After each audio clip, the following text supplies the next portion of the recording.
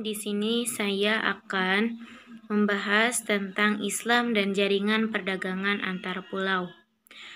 Negara Indonesia memiliki luas lautan yang sangat luas, sehingga banyak negara-negara asing seperti India, Cina, dan negeri-negeri yang ada di Asia Tenggara masuk ke Indonesia untuk melakukan perdagangan yang melalui lewat jalur laut atau pelayaran. Berdasarkan data arkeologis, seperti prasasti-prasasti maupun data historis berupa berita-berita asing, kegiatan perdagangan di Indonesia sudah dimulai sejak abad pertama Masehi.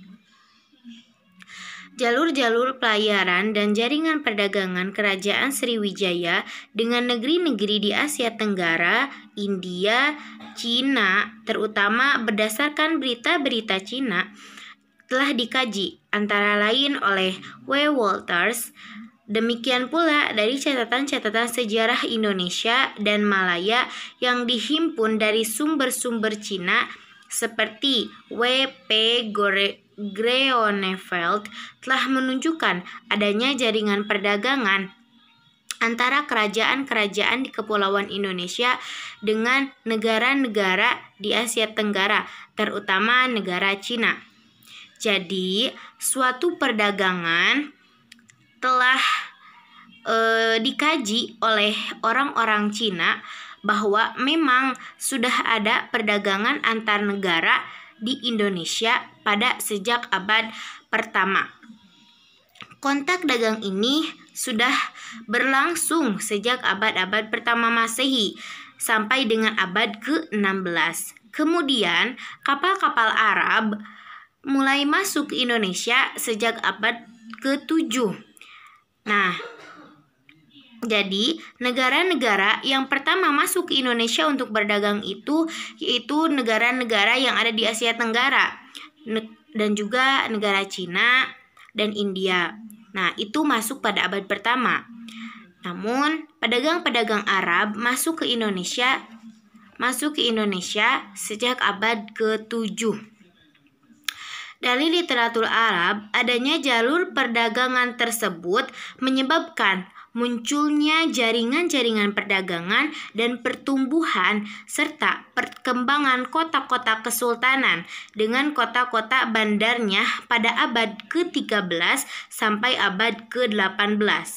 Nah, dengan adanya pedagang-pedagang Arab masuk ke Indonesia dan juga mereka membawa agama Islam untuk disiarkan di Indonesia, menjadikan Indonesia adanya kota-kota kesultanan seperti Samudra Pasai, Malaka, Banda Aceh, Jambi, Palembang, Siak Indrapura, Minangkabau, Demak, Cirebon, dan kota-kota lainnya yang berada di Indonesia.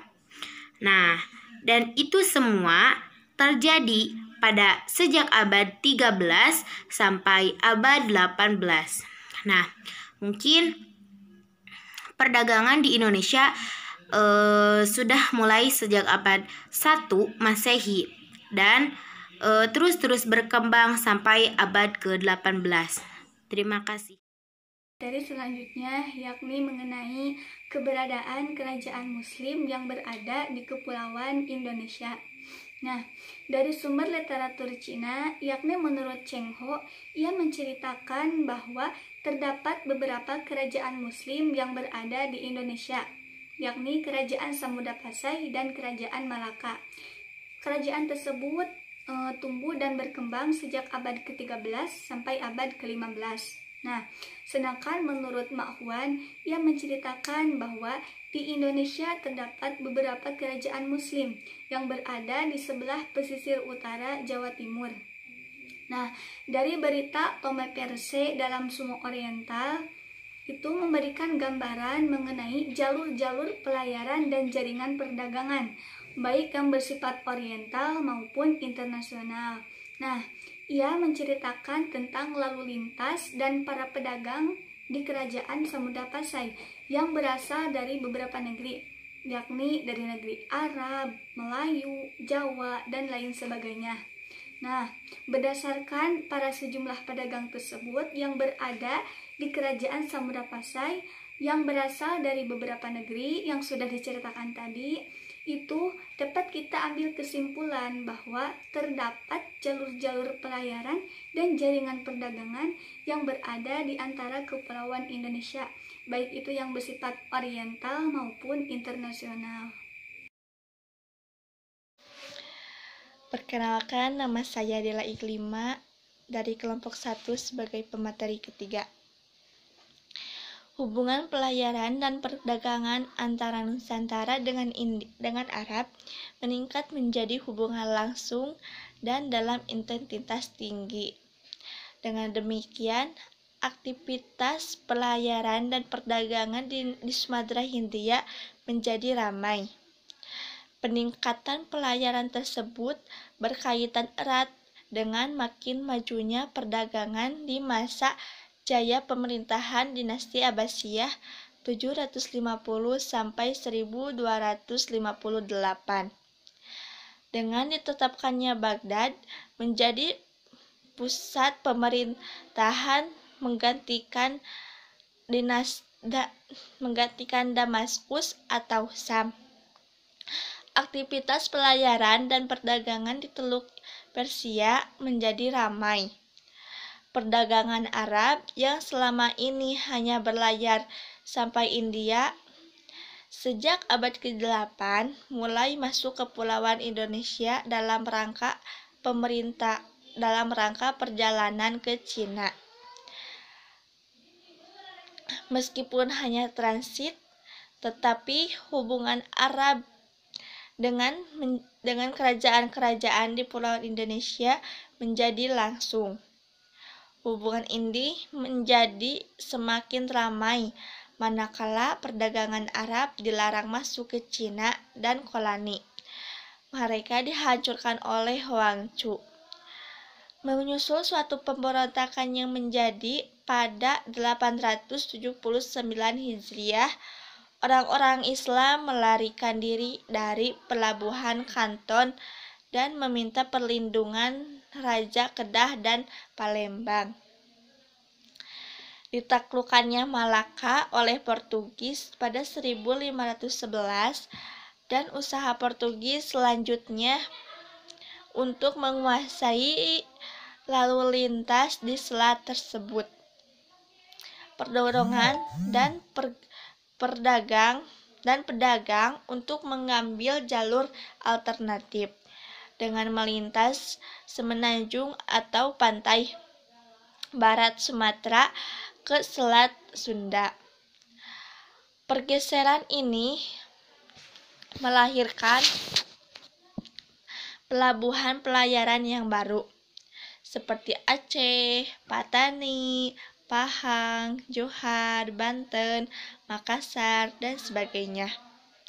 Saat itu, pelayaran di Selat Malaka sering diganggu oleh bajak laut. Perompakan laut sering terjadi pada jalur-jalur perdagangan yang ramai, tetapi kurang mendapat penguasaan oleh penguasa setempat. Perompakan itu sesungguhnya merupakan bentuk kuno kegiatan dagang. Kegiatan tersebut dilakukan karena merosotnya keadaan politik dan mengganggu kewenangan pemerintahan yang berdaulatan penuh atas kedaulatannya. Di bawah penguasaan kolonial, akibat dari aktivitas bajak laut, rute pelayaran perdagangan yang semula melalui Asia Barat ke Jawa lalu berubah melalui pesisir Sumatera dan Sunda. Dari pelabuhan ini pula para pedagang singgah di pelabuhan Barus, Periaman, dan Tiku. Assalamualaikum warahmatullahi wabarakatuh. Saya Sumi Asri. Saya akan melanjutkan materi presentasi yang telah disampaikan oleh Dila Iklima. Perdagangan pada wilayah timur kepulauan Indonesia lebih terkonsentrasi pada perdagangan cengkih dan pala dari Ternate dan Tidore atau Maluku. Dibawa barang komoditi ke Sombo Opu, ibu kota kerajaan Goa di Sulawesi Selatan. Sombo Opu pada abad ke-16 telah menjalin hubungan perdagangan dengan Patani, Johor, Banjar, Blambangan, dan Maluku. Adapun Hitu atau Ambon menjadi pelabuhan yang menampung komoditi cengkih yang datang dari Hua Mual atau Seram Barat. Sedangkan komoditi palap berpusat di Banda. Semua pelabuhan tersebut umumnya didatangi oleh para pedagang Jawa, Cina, Arab, dan Makassar.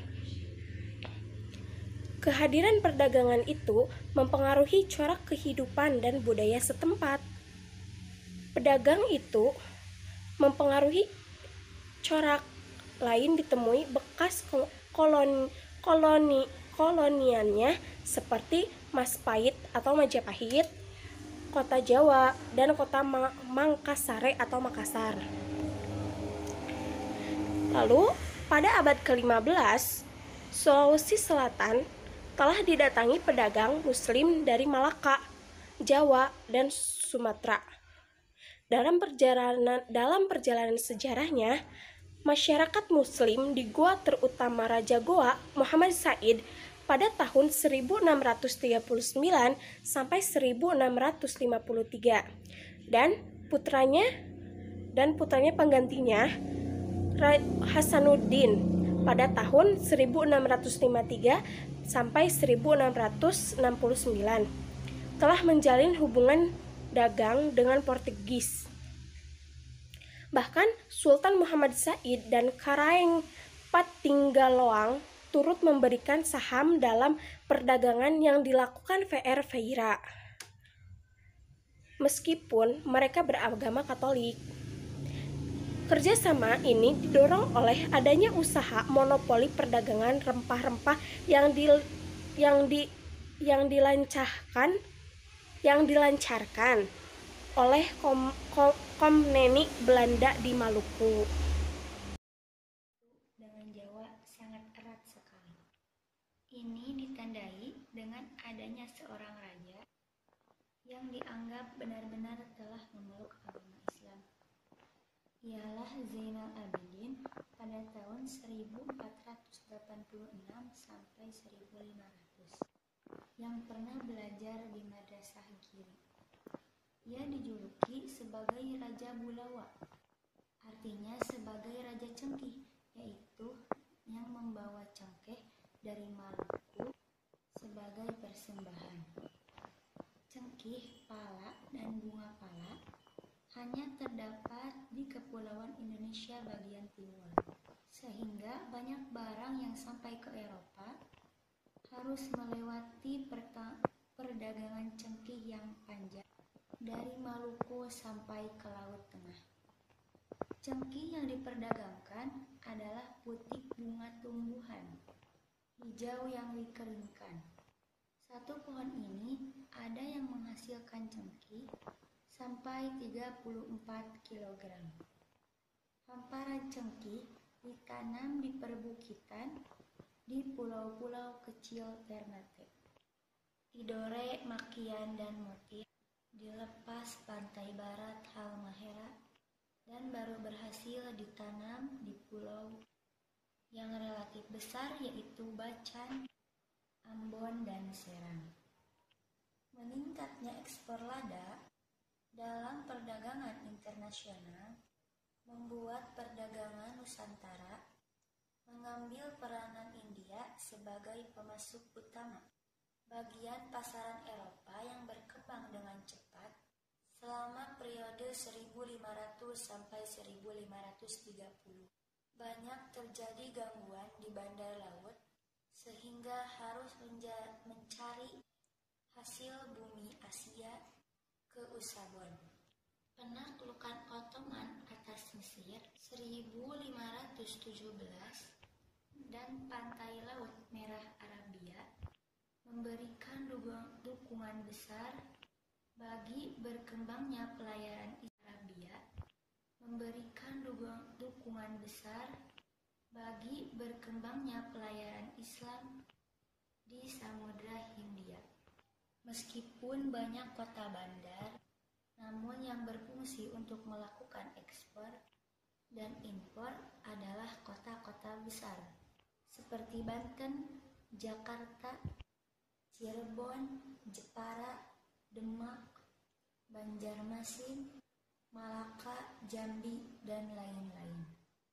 Mataram berdiri dari abad ke-16 sampai abad ke-18. Kesultanan Mataram juga memiliki kota-kota bandar seperti Jepara, Tegal, Kendal, Semarang, Tuban, dan lain sebagainya. Dalam proses perdagangan, telah terjalin hubungan antar etnis yang sangat erat. Oleh karena itu, muncul nama-nama kampung berdasarkan asal daerahnya, seperti di Jakarta, terdapat perkampungan Keling, Pajokan, dan lain sebagainya. Pada zaman pertumbuhan dan perkembangan Islam, sistem jual beli dilakukan antara pedagang-pedagang dari daerah pesisir dan daerah pedalaman. Bahkan kadang-kadang langsung kepada petani. Tradisi jual beli dengan sistem barter hingga kini masih dilakukan oleh beberapa masyarakat sederhana yang berada jauh di daerah terpencil. Di beberapa kota pada masa pertumbuhan dan perkembangan, Islam telah menggunakan mata uang sebagai nilai tukar barang. Mata uang yang dipergunakan tidak mengikat pada mata uang yang tertentu, kecuali ada ketentuan yang diatur pemerintah daerah setempat. Nah, inilah presentasi dari kelompok kami. Mohon maaf bila ada kesalahan. Wassalamualaikum warahmatullahi wabarakatuh.